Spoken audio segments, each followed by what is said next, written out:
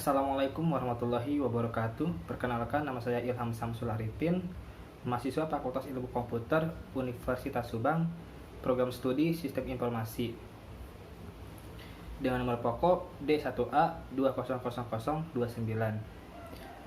Pada saat ini saya akan mencoba menjelaskan mengenai isi buku Pendidikan Pancasila untuk Pendidikan Tinggi dengan pengarang Dr. Ujang Carda, SSH, MH, MIP, MAP.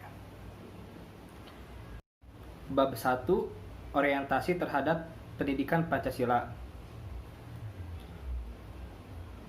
Landasan Pendidikan Pancasila. 1. Landasan historis. 2. Landasan yuridis. 3. Landasan sosiologis. 4. Landasan filosofis. 5. Landasan kultural. 2. Tujuan pendidikan Pancasila. A. Tujuan nasional. B. Tujuan pendidikan nasional, yaitu berfungsi untuk mengembangkan kemampuan dan membentuk watak serta peradaban bangsa yang bermartabat dalam rangka mencerdaskan kehidupan bangsa. Tujuan pendidikan nasional adalah untuk berkembangnya potensi peserta didik agar menjadi manusia yang beriman dan bertakwa kepada Tuhan Yang Maha Esa. 3. Misi dan visi pendidikan Pancasila sebagai mata kuliah pengembangan kepribadian. 4. Kompetensi pendidikan Pancasila. 5. Dasar substansi kajian pendidikan Pancasila. 6. Metodologi pembelajaran pendidikan Pancasila. 7. Pembahasan pendidikan Pancasila secara ilmiah. B. Rumusan Pancasila. 1. Rumusan Pancasila secara etimologis. Secara etimologis, istilah Pancasila berasal dari Sanskerta India, yang menurut Muhammad Yamin, perkataan Pancasila memiliki arti secara leksikal, yakni panca artinya 5, sila vokal i, pendek artinya batu sendi, alas atau dasar. Sila vokal i panjang artinya peraturan tingkah laku yang baik, yang penting atau yang senonoh. 2. Rumusan Pancasila secara terminologis. 3. Rumusan Pancasila secara historis. Muhammad Yamin berpendapat ada 5, yaitu peri kebangsaan, peri kemanusiaan, peri ketuhanan, peri kerakyatan, dan peri kesejahteraan rakyat. 4. Rumusan Pancasila secara sosio-filosofis. C. Tujuan mempelajari Pancasila, yaitu Pancasila adalah ingin mengetahui Pancasila yang benar, yakni yang dapat dipertanggungjawabkan baik secara yuridis, konstitusional, maupun secara objektif ilmiah. Bab 2. Memahami sejarah Pancasila sebagai lambang negara Indonesia. A. Pancasila dalam sejarah bangsa Indonesia. 1. Pancasila pra kemerdekaan.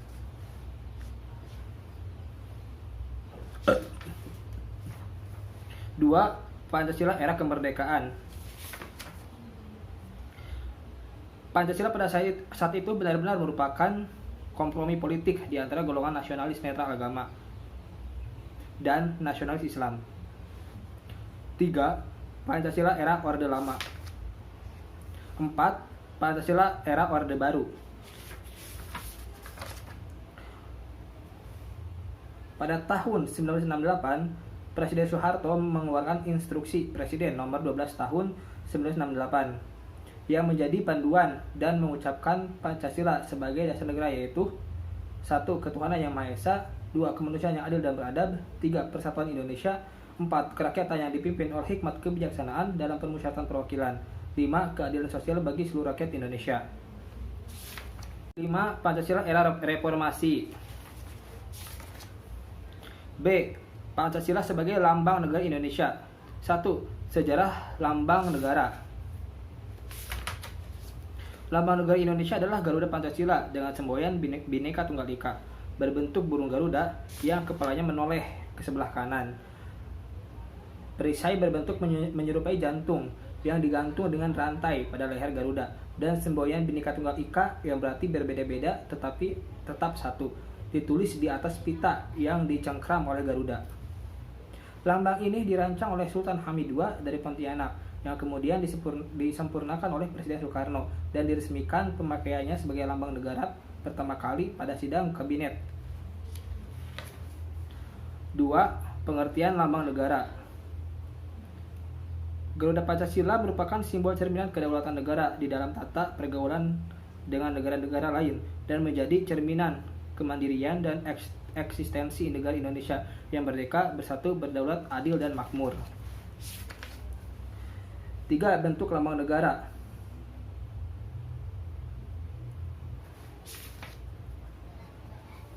4. Penggunaan lambang negara. 5. Larangan penggunaan lambang negara. C. Memahami Pancasila sebagai lambang negara Indonesia dari putusan Mahkamah Konstitusi nomor 4 PUU 10 2012. 1. Pokok perkara. 2. Para pendapat ahli. 3. Pendapat Mahkamah Konstitusi. 4. Putusan Mahkamah Konstitusi. Bab 3. Memahami Pancasila sebagai sistem filsafat. Pengertian filsafat. Istilah filsafat dalam bahasa Indonesia memiliki pandangan kata falsafah Arab, filosofi Inggris, filosofia Latin, filosofi Jerman, Belanda, dan Prancis. Semua istilah itu bersumber pada istilah Yunani, yaitu filosofia. Dalam bahasa Yunani merupakan kata majemuk yang terdiri dari philen berarti mencintai, sedangkan philos berarti teman. B. Pengertian Pancasila sebagai sistem filsafat. Pancasila memuat prinsip-prinsip dasar bagi negara, berarti bahwa Pancasila sebagai dasar filsafat negara memuat ajaran-ajaran atau prinsip-prinsip dasar saja. Sedangkan ajaran-ajaran lain, sistem ekonomi, politik, dan sebagainya dapat didefinisikan dari prinsip dasar tersebut. 1. Pancasila sebagai jati diri bangsa Indonesia. 2. Susunan kesatuan sila-sila yang bersifat organis. 3. Susunan Pancasila yang bersifat hierarkis dan berbentuk piramidal. C. Konsep dasar filsafat Pancasila. D. Landasan filsafat Pancasila. Filsafat Pancasila dapat didefinisikan sebagai refleksi kritis dan rasional tentang Pancasila sebagai dasar negara dan kenyataan budaya bangsa, dengan tujuan untuk mendapatkan pokok-pokok pengertiannya yang mendasar dan menyeluruh. 1. Landasan ontologis Pancasila. Landasan ontologis membahas tentang apa yang ingin diketahui atau merupakan suatu pengkajian mengenai teori tentang ada, membahas hakikat mendasar atas keberadaan sesuatu. 2. Landasan epistemologis Pancasila. 3. Landasan aksiologis Pancasila. Secara sederhana, Jujun S. Surya Sumantri mengemukakan bahwa aksiologis adalah sebagai teori nilai yang berkaitan dengan kegunaan dari pengetahuan yang diperoleh. Bab 4. Memahami Pancasila sebagai sistem nilai, etika, dan norma. A. Pengertian nilai, etika, dan norma. Pengertian nilai. Nilai pada hakikatnya adalah sifat atau kualitas yang melekat pada suatu objek, bukan objek itu sendiri. Sesuatu itu mengandung nilai, artinya ada sifat atau kualitas yang melekat pada benda itu.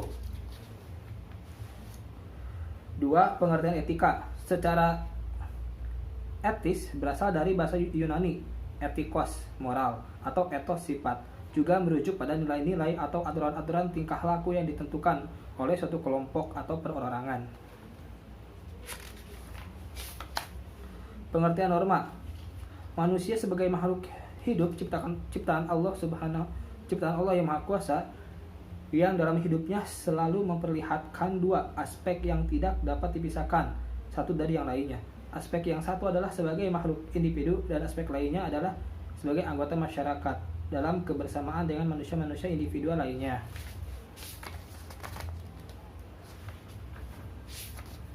4. Hubungan nilai, norma, dan moral. 5. Hubungan nilai, norma, dan sanksi. B. Pancasila sebagai nilai dasar fundamental bagi bangsa dan negara. Pancasila sebagai dasar filsafat negara serta filsafat hidup bangsa Indonesia pada hakikatnya merupakan suatu nilai-nilai yang bersifat sistematis, fundamental, dan menyeluruh. Bab 5. Memahami muatan sila-sila dalam Pancasila. A. Hakikat nilai-nilai yang terkandung dalam Pancasila.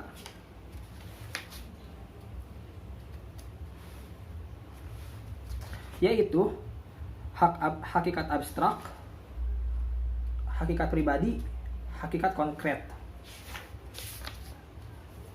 B. Isi arti materi muatan sila-sila dalam Pancasila. 1. Muatan sila ketuhanan yang Maha Esa. 2. Muatan sila kemanusiaan yang adil dan beradab. 3. Muatan sila persatuan Indonesia. 4. Muatan sila kerakyatan yang dipimpin oleh hikmat kebijaksanaan dalam permusyawaratan perwakilan. 5. Muatan sila keadilan sosial bagi seluruh rakyat Indonesia.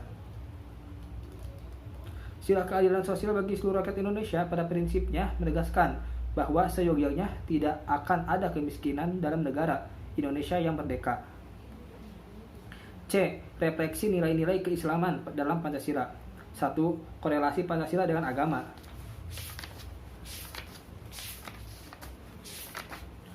2. Refleksi nilai-nilai keislaman dalam materi muatan sila-sila Pancasila. A. Ketuhanan yang Maha Esa. Prinsipnya, semua agama dan prinsip keesaan Tuhan merupakan inti ajaran Islam. Kemanusiaan yang adil dan beradab. 3. Persatuan Indonesia.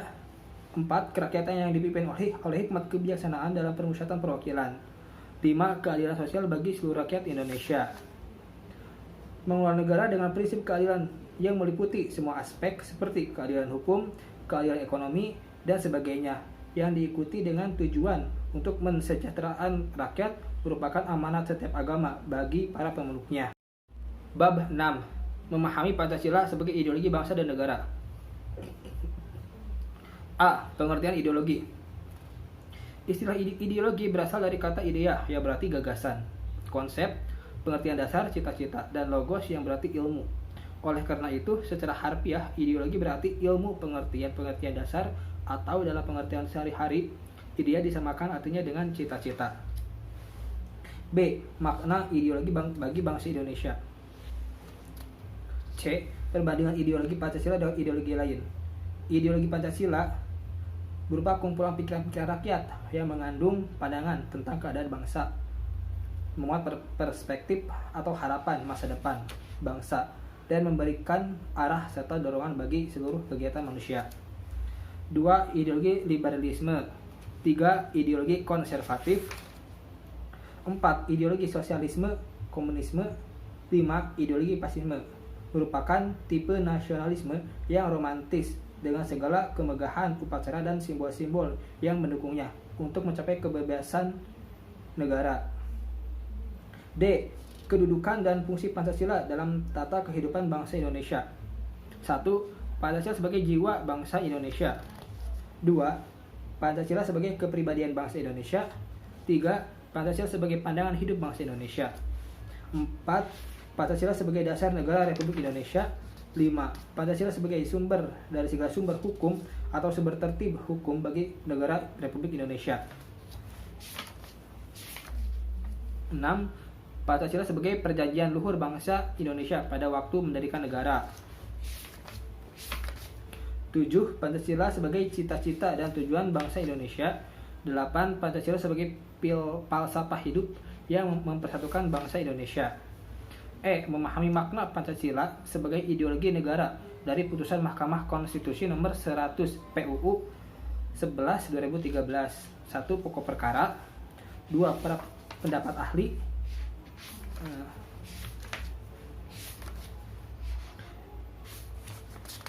3. Pendapat Mahkamah Konstitusi.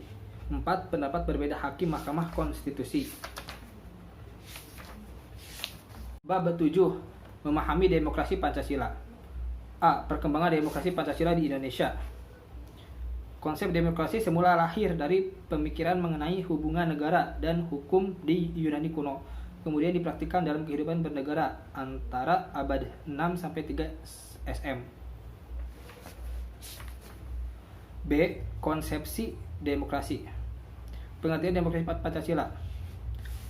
Para filsuf klasik seperti Plato, Aristoteles, dan Polybios pada umumnya mengklasifikasikan bentuk-bentuk negara menjadi 3 bentuk, yaitu monarki, aristokrasi, dan demokrasi.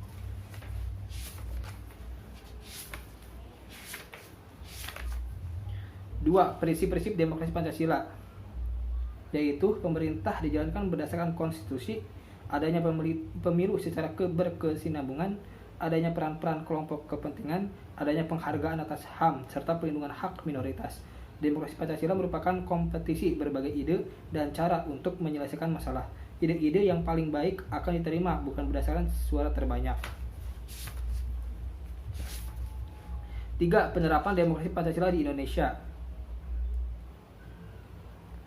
dapat dipandang sebagai pola hidup berkelompok dalam suatu organisasi negara sesuai dengan keinginan orang-orang yang hidup dalam kelompok tersebut. Juga sebagai mekanisme dalam meraih cita-cita hidup berkelompok yang ada dalam UUD 1945 sebagai bentuk kerakyatan. Bab 8. Memahami hak dan kewajiban asasi manusia dalam Pancasila. A. Sejarah perkembangan hak asasi manusia. Fakta risalah Islam sejak permulaannya, kota suci Mekah sudah memasukkan hak-hak asasi manusia dalam ajaran-ajaran dasarnya, bersamaan dengan penekanan masalah kewajiban manusia terhadap sesamanya. Hal ini sesuai dengan inti dari ajaran Islam, yaitu iman, hukum, dan akhlak sebagai salah satu kesatuan rangkaian yang menjadikan Islam diturunkan sebagai rahmatan lil alamin dengan mencakup semua aspek kehidupan. B. Istilah dan pengertian hak asasi manusia.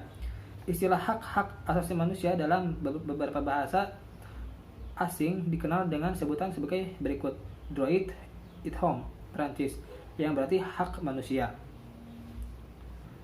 Menelusuri hak asasi manusia secara teoretik dapat dijumpai pada pendapat Miriam Budiarjo yang mengatakan bahwa hak asasi adalah hak yang dimiliki manusia yang telah diperoleh dan dibawanya bersamaan dengan kelahirannya di dalam kehidupan bermasyarakat. C. Macam-macam hak asasi manusia, yaitu hak untuk hidup, hak untuk bicara dan menyampaikan pendapat, hak kebebasan berkumpul, hak untuk turut serta dalam pemerintahan, hak untuk melanjutkan keturunan, hak untuk mendapat kesejahteraan, hak untuk memperoleh keadilan dan rasa aman, hak untuk beragama dan menjalankan ibadah, hak atas kedudukan yang sama di hadapan hukum. D. Pemahaman hak dan kewajiban hak asasi manusia dalam Pancasila, yaitu hak asasi manusia dalam sila ketuhanan yang Maha Esa, hak asasi manusia dalam sila kemanusiaan yang adil dan beradab, hak asasi manusia dalam sila persatuan Indonesia, hak asasi manusia dalam sila kerakyatan yang dipimpin oleh hikmat kebijaksanaan dalam permusyawaratan perwakilan, hak asasi manusia dalam sila keadilan sosial bagi seluruh rakyat Indonesia. Bab 9. Memahami Pancasila dalam sistem ketatanegaraan Indonesia. Isi arti Pancasila dalam pembukaan Undang-Undang Dasar 1945, yaitu 1. Ketuhanan yang Maha Esa, 2. Kemanusiaan yang adil dan beradab, 3. Persatuan Indonesia, 4. Kerakyatan yang dipimpin oleh hikmat kebijaksanaan dalam permusyawaratan perwakilan, 5. Keadilan sosial bagi seluruh rakyat Indonesia. B. Isi arti Pancasila dalam pasal-pasal Undang-Undang Dasar 1945. Sila ketuhanan yang Maha Esa yaitu terdapat pada pasal 9, pasal 228E, dan pasal 29 UUD 1945. Kemanusiaan yang adil dan beradab berada pada pasal 27, pasal 28, pasal 28A, pasal 28B, pasal 28C, pasal 28D, dan seterusnya.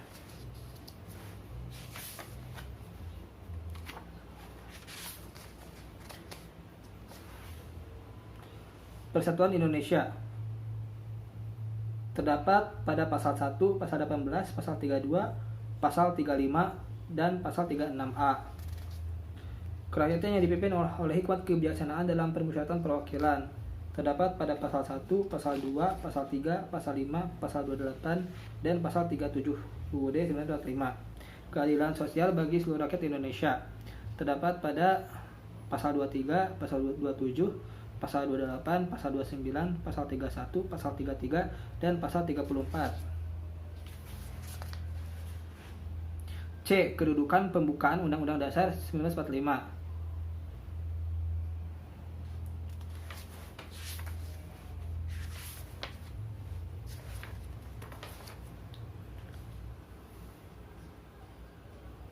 Dua, tujuan pembukaan Undang-Undang Dasar 1945. Apabila membaca isi pembukaan UUD 1945, sebetulnya dapat dimengerti hal-hal yang menjadi tujuan pembukaan tersebut. Di dalam isi pembukaan tersebut, pada bagian pertama adalah bertujuan untuk mempertanggungjawabkan bahwa kemerdekaan bagi segala bangsa merupakan hak kodrat dan hak moral. 3. Hakikat dan kedudukan pembukaan Undang-Undang Dasar. A. Pembukaan UUD 1945 dan tertib hukum. B. Pokok kaidah fundamental negara. 4. Pokok-pokok pikiran yang terkandung dalam pembukaan Undang-Undang Dasar 1945. Mengenai pokok-pokok pikiran yang termuat dalam pembukaan antara lain sebagai berikut. Negara melindungi segenap bangsa Indonesia dan seluruh tumpah darah Indonesia dengan berdasar atas persatuan dengan mewujudkan keadilan sosial bagi seluruh rakyat Indonesia. 5. Pembukaan UUD Dasar 1945 mempunyai kedudukan yang tetap, kuat, dan tidak berubah. D. Hubungan antara pembukaan dengan pasal-pasal dalam Undang-Undang Dasar 1945. 1. Hubungan antara bagian-bagian dalam pembukaan Undang-Undang Dasar 1945. 2. Implementasi pembukaan ke dalam pasal-pasal Undang-Undang Dasar 1945.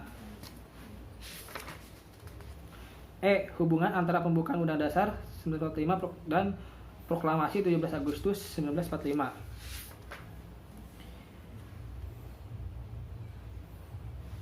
F. Perubahan Undang-Undang Dasar 1945. Alasan perubahan Undang-Undang Dasar 1945. Secara historis, perubahan UUD telah dilakukan 2 bulan sejak ditetapkan Maklumat Wakil Presiden nomor 10 mengubah pasal 4 ayat 1 dari sistem presidensial menjadi sistem parlementer yang kemudian berlanjut dengan maklumat pemerintah.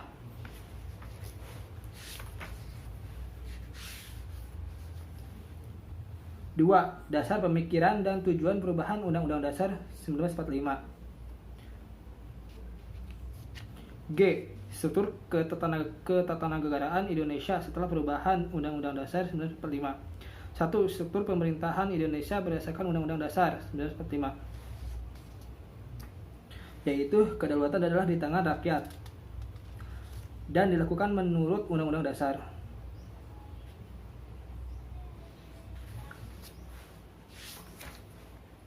2. Hubungan antara lembaga-lembaga negara berdasarkan Undang-Undang Dasar 1945. A. Hubungan antara MPR dan Presiden. B. Hubungan antara MPR dan DPR. C. Hubungan antara DPR dan Presiden. D. Hubungan antara BPK dan DPR. G. Hubungan antara Mahkamah Agung dengan lembaga nasional lainnya. Dan hubungan antara Mahkamah Konstitusi dengan lembaga negara lainnya.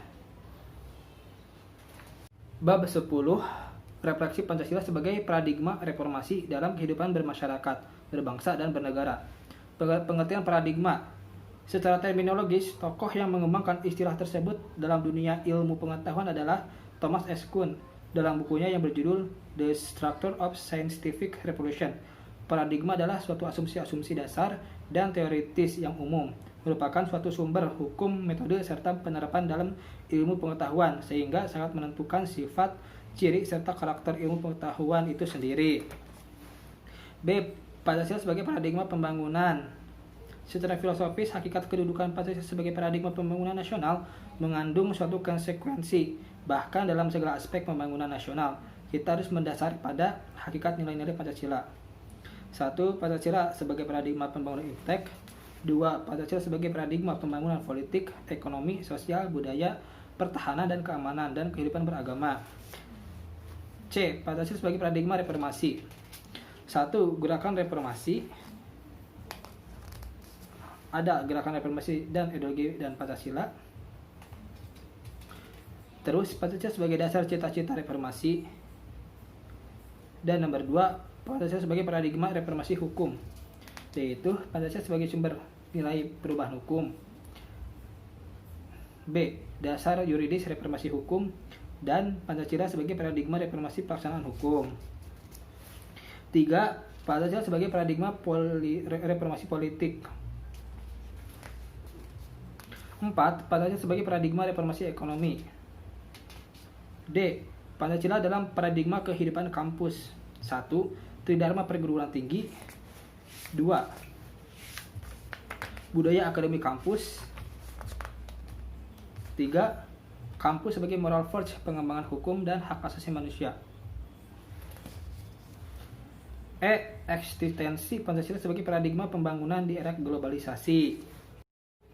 Sekian resume dari saya mengenai isi buku Pendidikan Pancasila untuk Pendidikan Tinggi dengan pengarang Dr. Ujang Carda, S, SH, MH, MIP, MAP.